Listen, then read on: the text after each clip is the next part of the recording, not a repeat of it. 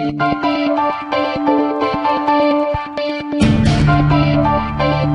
and welcome to A Spirited Debate. I'm Lauren Green.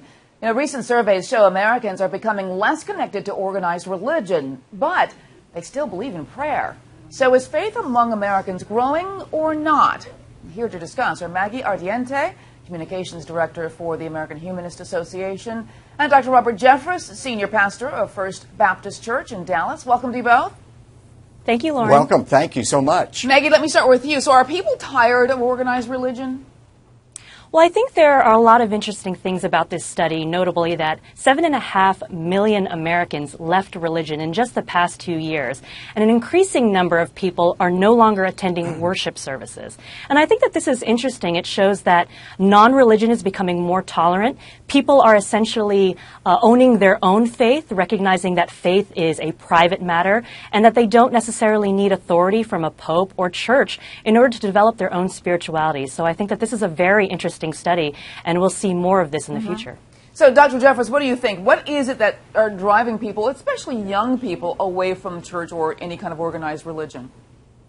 Well, I do not think there's a fundamental shift going on in people's belief systems. I think, Lauren, what you're seeing is that there is a separation now between cultural Christians and genuine believers due to the secularization of our society. I think it used to be that people felt like they had to say they believed in God, they had to be a Christian, they had to go to church to be considered good people. That's not true any longer, and so what I think is happening is the people who are dropping away were the cultural Christians. The people still attending are genuine believers, and I really think that's a healthy thing, not to have cultural Christians. I don't think it's that many people are shifting their belief systems. I think people feel free to be honest whether or not they really believe in God, whether they really identify with the Christian faith, and I think that's a good thing, not a bad thing. You may be onto something, because I want to bring you some of the statistics out of this study.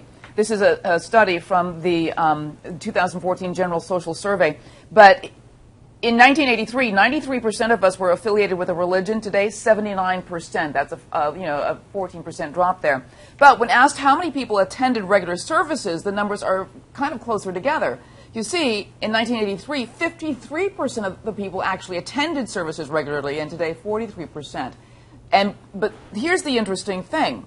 Look at those who pray daily. In 1983, it was 54%. Today, it's 57%. It's the only number that's actually gone up. So, Maggie, what do you make of this? Well, another number that's actually gone up is also the number of people who are religiously unaffiliated. As you mentioned, less people are identifying with traditional religion. I think this largely has to do with a lot of the anti-LGBT, anti-women, anti-science rhetoric that's coming out of the pulpits, that's coming out of traditional religions.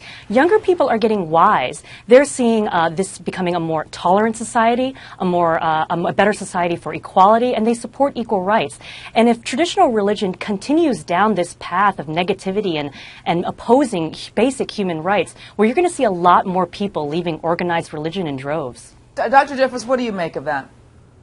Well, I think George Barna had it right when he said a few years ago, what you have in America is basically 310 million Americans following 310 million different religions. I think this do-it-yourself religion where you pick and choose which beliefs you like and don't like, I think it's part of the trend that people want to customize their clothes, their furniture, and they're trying to customize their faith. But that really doesn't work if you believe in the objective truths of the Bible. Right. I mean, you cannot customize your faith any more than you can customize the multiplication tables if you believe there are objective truths that are found in the Bible, which I do. And I think what Maggie is saying is, yes, people are falling away because of the churches. Many churches believe in the absolute truth of the Bible. But you know, Jesus predicted that. He said in the end, there will be more unbelievers than believers. Thankfully, religion and truth is not decided by consensus or by polls. It's decided by the absolute truth of the Bible. Maggie, there was something that another preacher said once. It says, you can act like there's no God, but you can't react like there's no God. At some point, you say there's an objective truth that exists outside of myself because I don't like something. There must be some kind of objective standard that I'm basing that on. So what do you say to that when people say, I can make my own kind of understanding about religion and faith? What do you say to that? Well, there are 43 million Americans and more who identify as atheists and humanists who've essentially formed a good moral basis system without God, without the Bible, without organized religion. And there are a lot more people who call themselves spiritual but not religious. These are people who have been able to form their own spirituality. And there's nothing wrong with that. You know, we at the American Humanist Association support your right to pray, support the right to exercise the religion as you see fit. What we don't support is when government gets involved in religion, when government endorses one religion over the other. That's the problem we have, because the separation of church and state essentially protects both the majority religion and religious minorities. And this is what this country was founded on, and this is what we're all about. And Dr. Jeffress, your answer to that? Well, my answer is we don't want the church dictating religious beliefs. We believe in that, but you can't have a separation of faith from truth. And here is the real essence of all of this. It's nice, Lauren, that more people are praying, but apart from the objective truths found in the Bible, how do they know if they're praying to the right God or asking for the right things? We need to base our faith not on opinion, but on the truth that's found in God's Word. All right, I want to thank you very much, Maggie, and Robert Jeffress. Thank you very much. Maggie Ardiente and Robert Jeffress for being here on A Spirited Debate. Thank you so much.